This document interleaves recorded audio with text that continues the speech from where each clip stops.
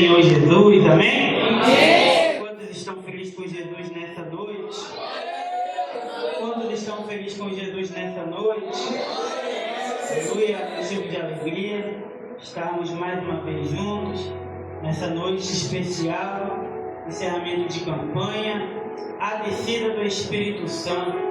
O Senhor Jesus faz da sua forma, da sua maneira, amém?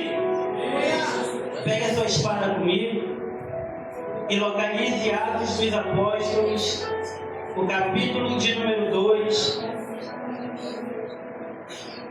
e o versículo de número 14. Livro de Atos dos Apóstolos, o capítulo de número 2 e o versículo de número 14. Pastora Maria José, que Deus lhe abençoe, estávamos com saudade, amém? A mulher tem uma voz ungida, usada na terra. Aleluia. Aleluia. Atos capítulo 2, versículo de número 14. Quem achou me confirme com amém. Amém. Assim diz a palavra do Senhor. O discurso de Pedro.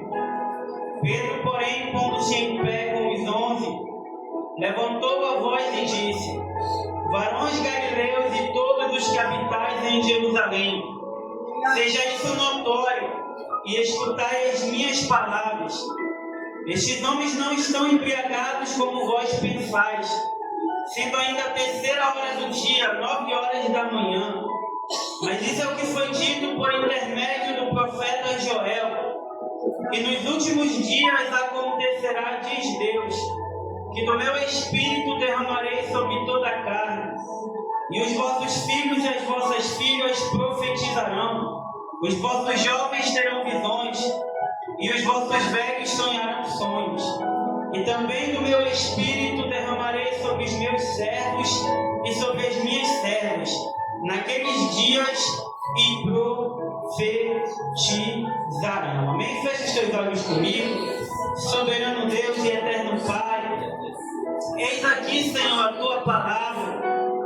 Uma vez mais, por bondade e misericórdia, usa teu servo, Senhor, sobre a face da terra. Fala aquilo que tu queres falar. Se for necessário exortar, exorta. Se for necessário consolar, consola. Mas nós viemos aqui unicamente, exclusivamente, para ouvirmos a tua palavra. Fala com a nossa alma e ela viverá. E você senta aplaudindo ao nome do Senhor Jesus. Amém?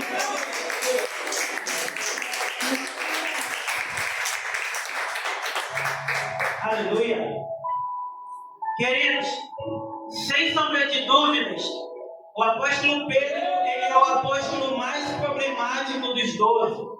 Tanto é que no Evangelho de João, no capítulo 21, a partir do versículo de número 15, o Senhor Jesus vai indagar a ele acerca de algumas coisas, acerca do reino de Deus, acerca do ministério apostólico, acerca de Pedro pastorear as ovelhas, acerca de quantos Pedro amava Jesus.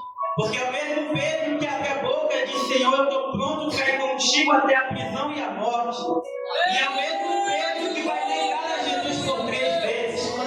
Aqui em Atos capítulo 2, Pedro nada mais é do que o pregador do dia de Pentecostes. Pedro nada mais é do que o pregador do dia, da noite, da última hora. O pregador do último avivamento. Quando nós lemos a Bíblia Sagrada, nós vamos perceber claramente que tudo aquilo que o Senhor fala, que Ele promete, Ele cumpre. Em Atos capítulo 2, versículo 14, quando Pedro se coloca em pé com os 11, ele vai repetir as palavras de Joel. Joel é o profeta do Antigo Testamento, que no capítulo 2, versículo de número 28, que leva o seu nome no livro de Joel, ele vai falar acerca do derramamento do Espírito Santo.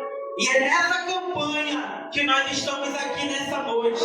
Porque o Espírito Santo de Deus, Ele está aqui nesse lugar. Quando nós lemos toda a Bíblia Sagrada, nós vamos ver que lá no livro de Gênesis, no capítulo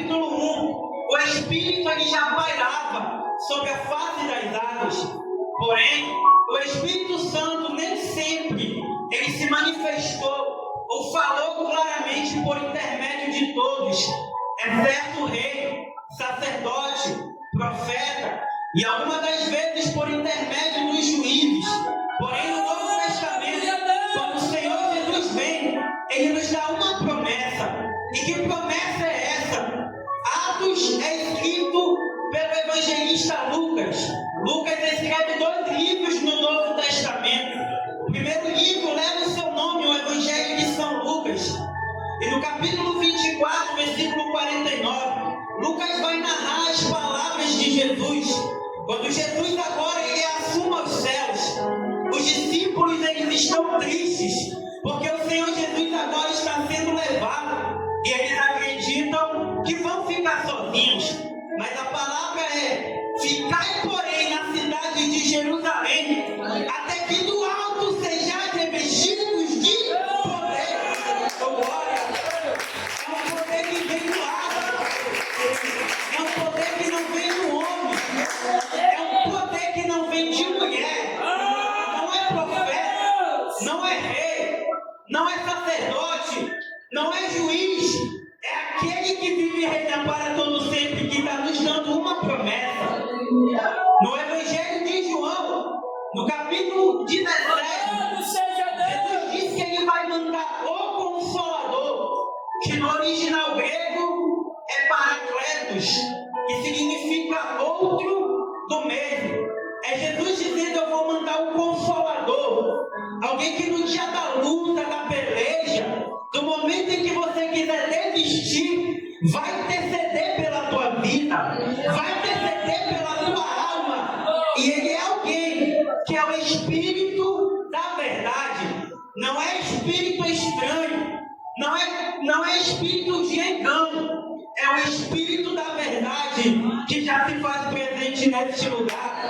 Porém, quando eu leio e estudo a história de Pedro, eu vou ver que o Senhor Jesus, no meio de todos os outros, Ele vai olhar para Pedro de uma forma diferente.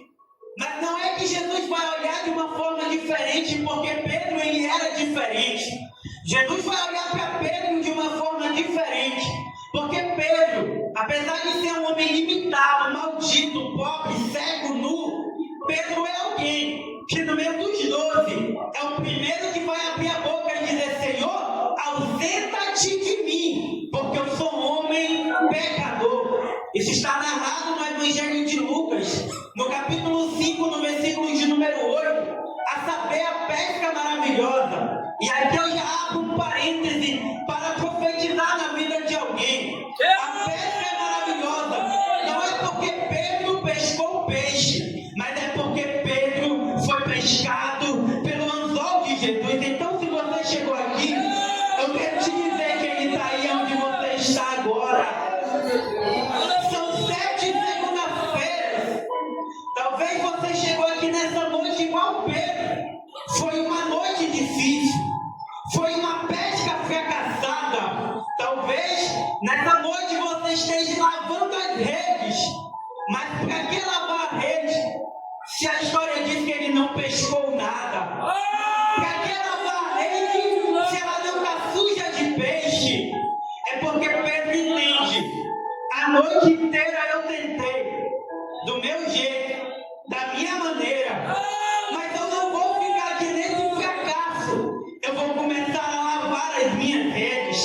Em outra palavra, você caiu, você errou, você fraquejou. Mas nessa noite começa a lavar as redes. Porque quando você começar a lavar as redes, tem alguém que na beira da praia vai olhar para você. E quem é ele? É Jesus de Nazaré. Diz o texto, a multidão estava apitando a Jesus para ouvir acerca das boas novas da salvação. Jesus vai avistar 2 barcos.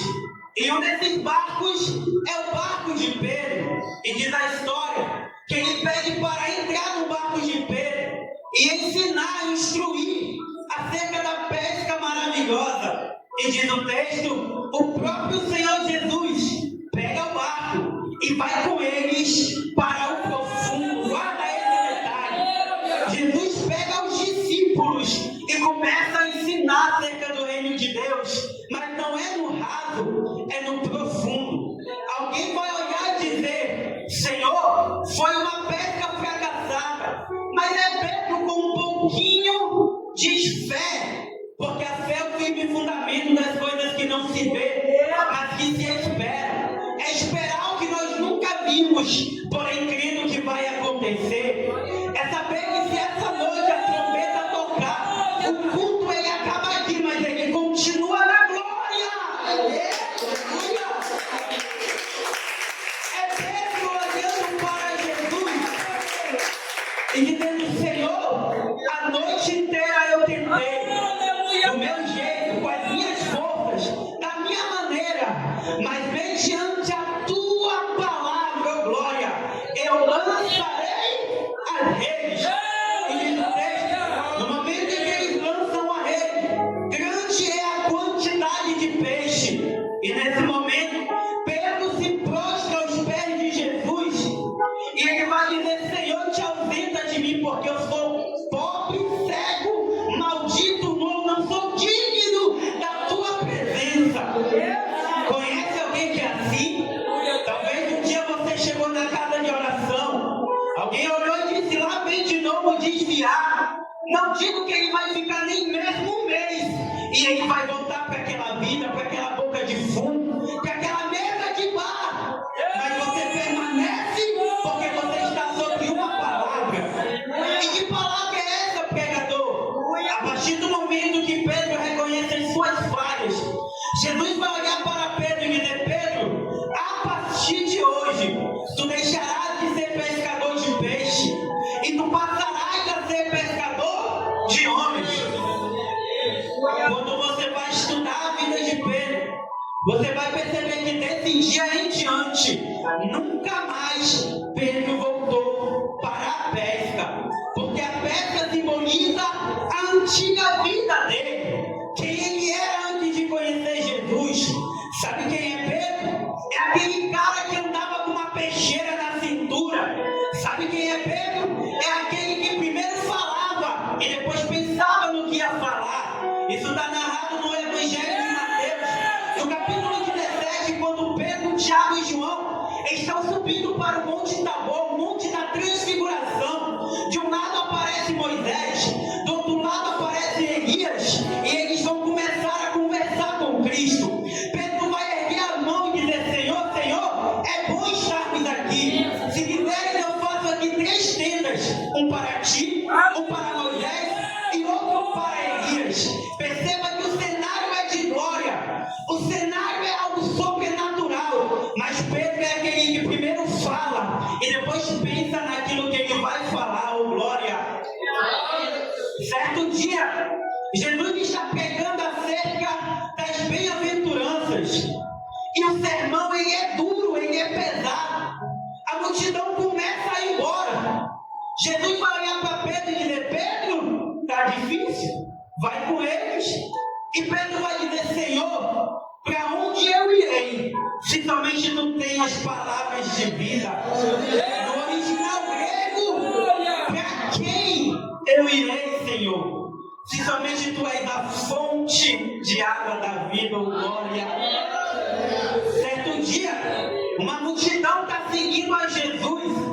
Pedro, André, Tiago, João e Bartolomeu estão ao redor de Cristo.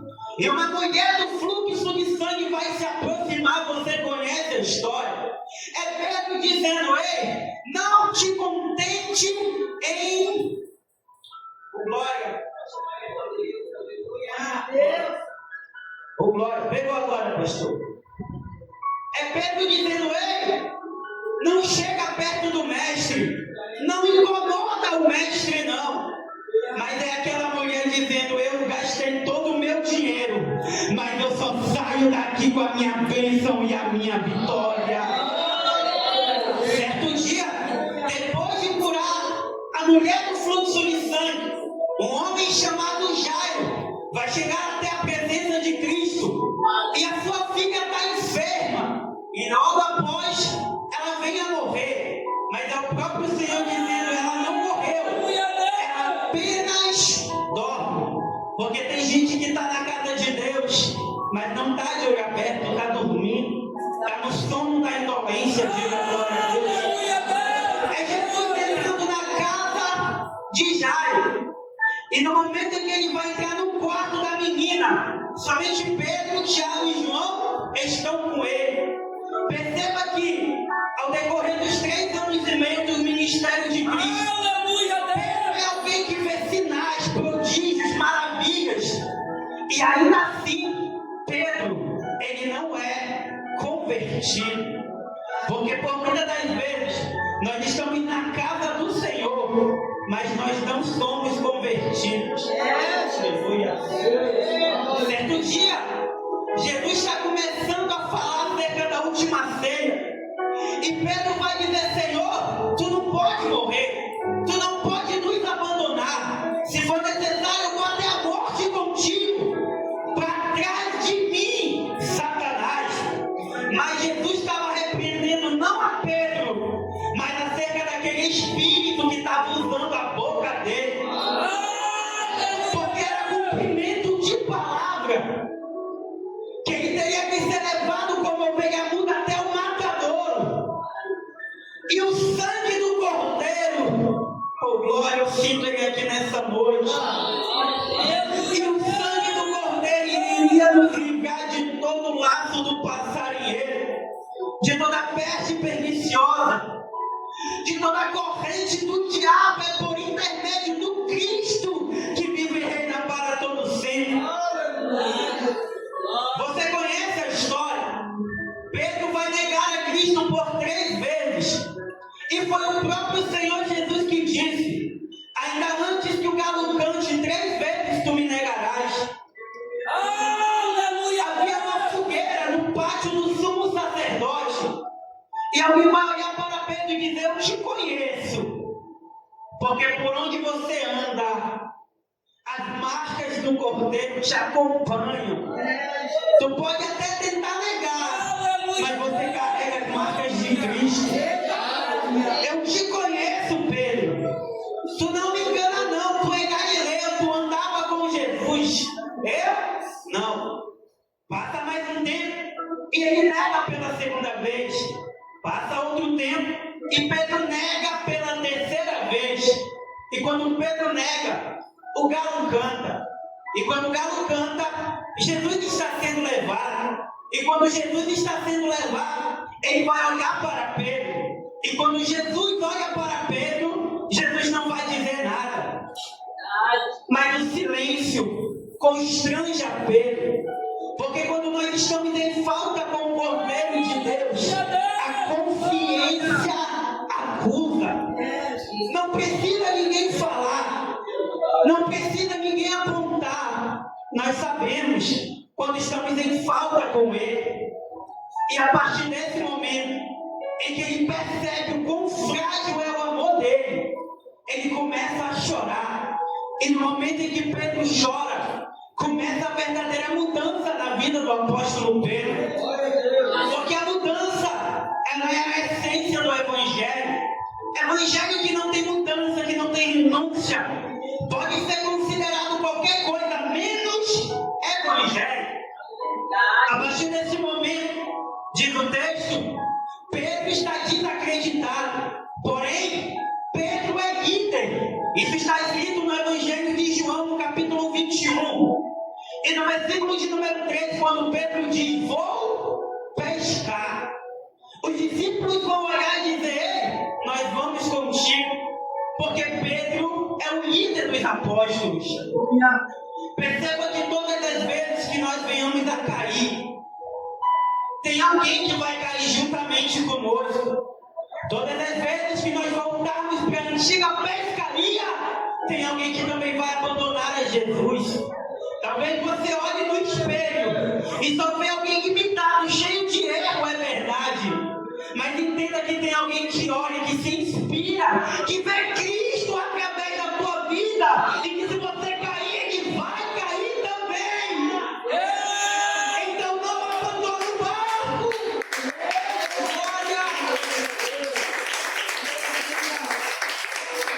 Era uma noite como essa. Aleluia, Deus! Mais frio do que a noite estava o coração do apóstolo Pedro.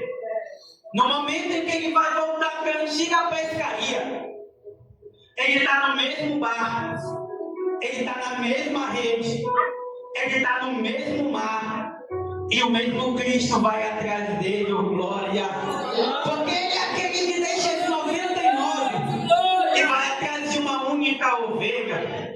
Porque quando Cristo ouve acerca de Cristo, quando Pedro ouve que Cristo ressuscitou, ele corre até o sepulcro. Quando Pedro chega até o sepulcro, isso está narrado no Evangelho de João, capítulo 20, versículo 7. Ele vai ver o lenço que estava sobre a cabeça de Jesus, dobrado em um lugar à parte.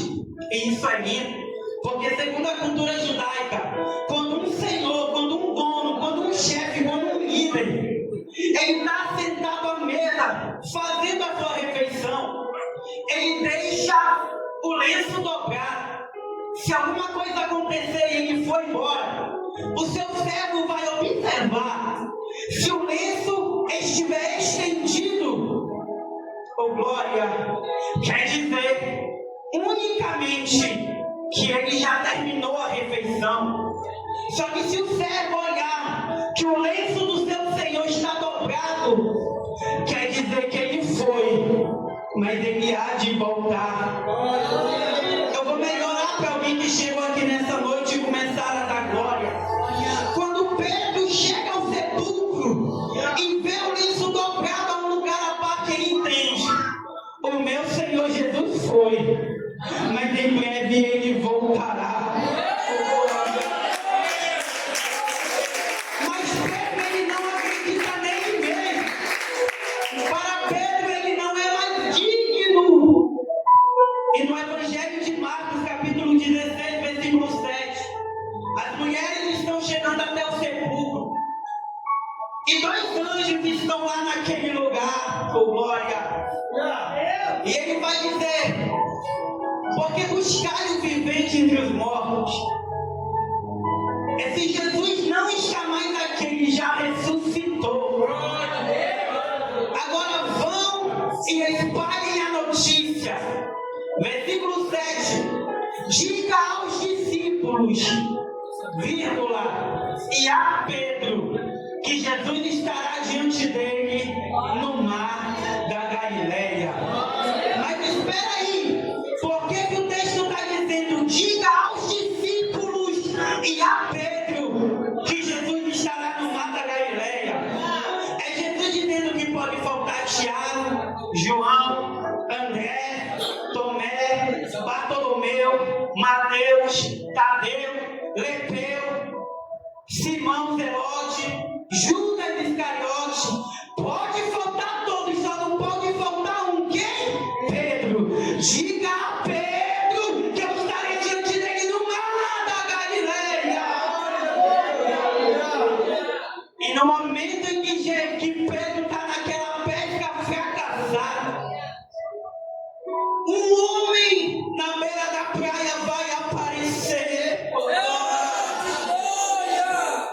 Pedro está achando que ele não é mais digno da glória da presença de Deus, por conta do seu erro, da sua falha, do seu pecado.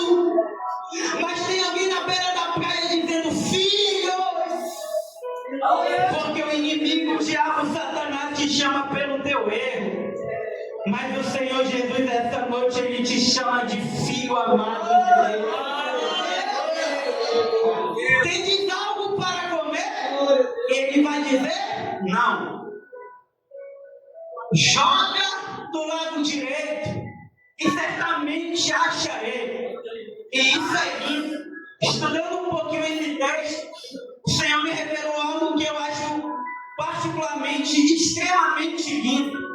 Porque quando soar a trombeta tocar, no livro do Apocalipse vai dizer que do lado esquerdo estarão aquele que ele vai chamar de maldito, pobre, cego e nu. Mas do lado direito estará aquele que ele vai chamar de menina dos olhos de Deus. Quando Jesus manda lançar do lado direito, é Jesus dizendo: ainda tem esperança. E quando ele está puxando a rede, tem alguém no barco com Pedro. Quem é ele? O discípulo amado.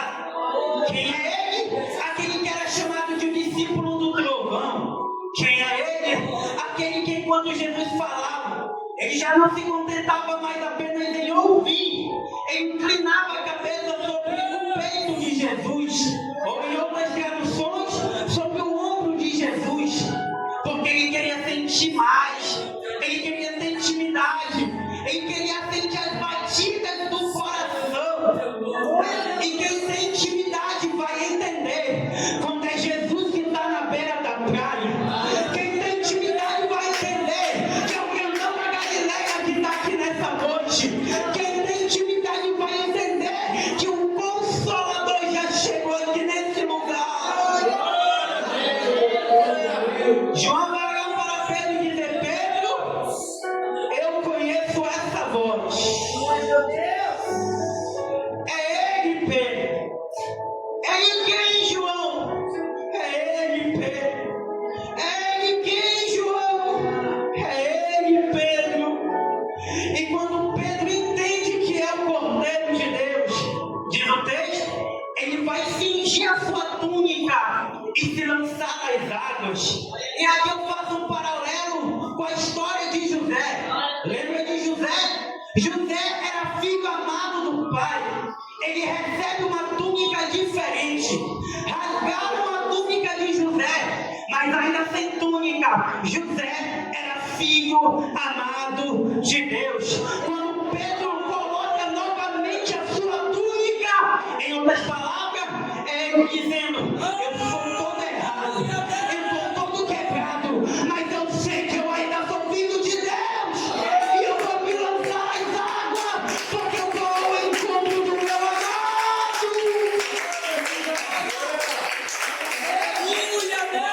Ao cheio das águas voltará.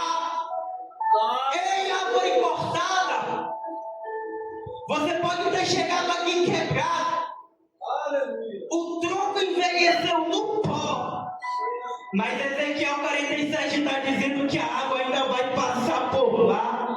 Glória a Deus. Aleluia, glorificado seja o nome dele.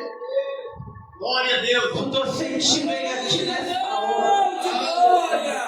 Ele está restaurando pessoas aqui nessa noite. Glória a Deus. Ele está restaurando ministérios aqui nessa hora. O Consolador, o Cordeiro de Deus, já se faz presente nesse lugar. Quando Pedro chega na presença de Jesus, eu posso conjecturar como um bom pregador? Pedro chega todo tímido, igual quando a gente volta para a casa do Senhor, com medo do que vão falar, com medo do que vão pensar, com medo do que vão dizer a nosso respeito. Mas Jesus vai olhar para Pedro e dizer: Pedro, tu me amas? E isso é lindo, porque o Novo Testamento ele foi escrito em grego. E em grego, essa palavra no original é ágape, que significa amor. E em grego, quando nós falamos de amor, existem algumas expressões. Aqui Jesus está usando duas: o amor ágape e o amor filéu. O que é o amor filéu? É o amor limitado. Trazendo para os dias de hoje, você conhece a varoa, você casa com ela, você promete fidelidade, e ainda sabendo que no fundo do teu coração ela é o amor da tua vida, isso não vai te isentar de cometer erros. Isso é o amor filéu, o amor ilimitado. E o que é o amor ágape? É o amor sem medida. É o amor que nós não entendemos. É o amor que está fora da nossa zona de entendimento.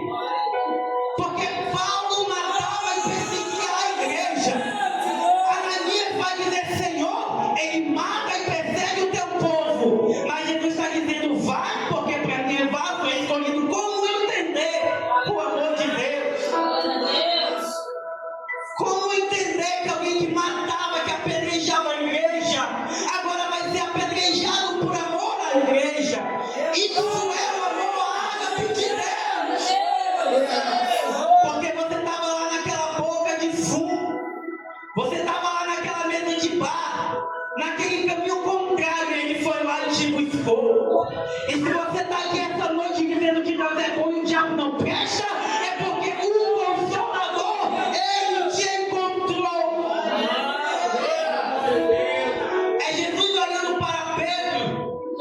e dizendo: Pedro, ágape, tu me ama como eu te amo? E Pedro vai se entristecer. Pedro vai dizer: Senhor, eu te amo. Mas no original é filéu. É Pedro dizendo: Senhor, o meu amor por ti é inferior, mas eu te amo. Eu sou cheio de erro, cheio de falha, mas eu te amo. Eu não sou nem digno de ficar na tua presença, Senhor, mas eu te amo. E Jesus vai olhar para Pedro e dizer: então apacenta as minhas ovelhas. Irmão, só Jesus para perdoar e já dá ministério para o cidadão. Diga glória a Deus. Pela segunda vez: Pedro, tu me amas? Não. O meu amor é limitado, mas eu te amo. E pela terceira vez, Jesus vai baixar o nível. Pedro, tu me ama mesmo com esse teu amor inferior, com esse teu amor falho, com esse teu amor limitado? Eu te amo, Senhor. Tu sabes todas as coisas. Eu te neguei, eu te decepcionei, mas tu sabes que eu te amo. Glória. Apacenta as minhas ovelhas. Chega o momento da promessa. Eu vou mandar um Consolador ficar em Jerusalém, Pedro, porque eu vou te encher de poder e autoridade. E eles estão orando: vem, Consolador, vem, Espírito Santo, desce, Espírito Santo, desce na igreja pentecostal e te anunciar essa noite, Espírito Santo. Batiza, cura e liberta essa noite, Espírito Santo. Paga essa noite com o teu poder, com a tua glória, Espírito Santo de Deus. E eles estão orando: vem, Senhor Jesus. Vem, Senhor Jesus. Kadosh, Kadosh, Kadosh. Consolador, nós estamos te esperando. Foi 7 segunda-feira e o Consolador está aqui nessa hora. Recebe nessa noite.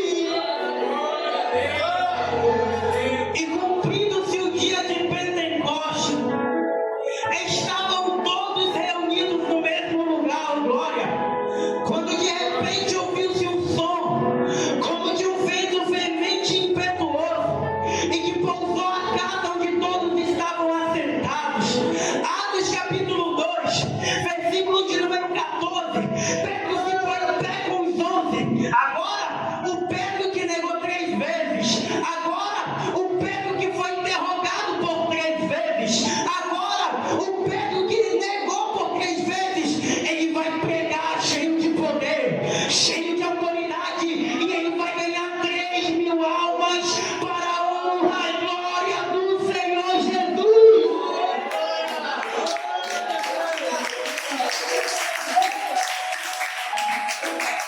Porque o homem sem Deus, ele nega 3 vezes. O homem sem Deus, ele é interrogado 3 vezes.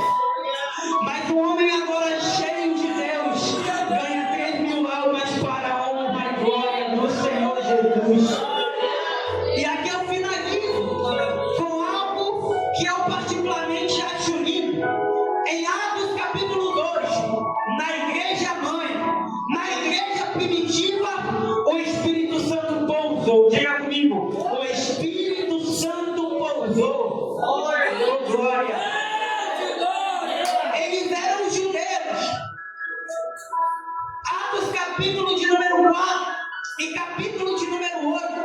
Quando Pedro e João estão em Samaria, estão impondo as mãos sobre o samaritano, o Espírito Santo pousou. O Espírito da verdade pousou. O Espírito da verdade, ele pousou. Oh, glória, Espírito Santo de Deus.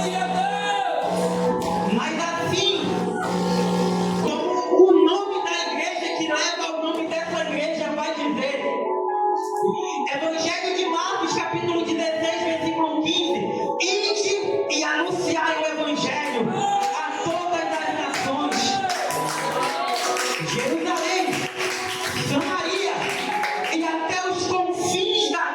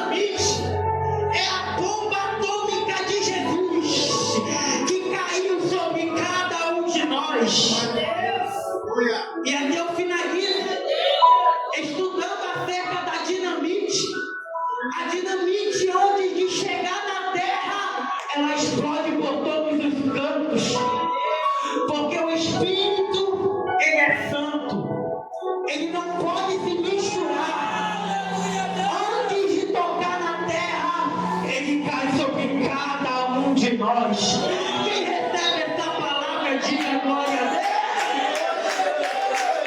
Deus. Diga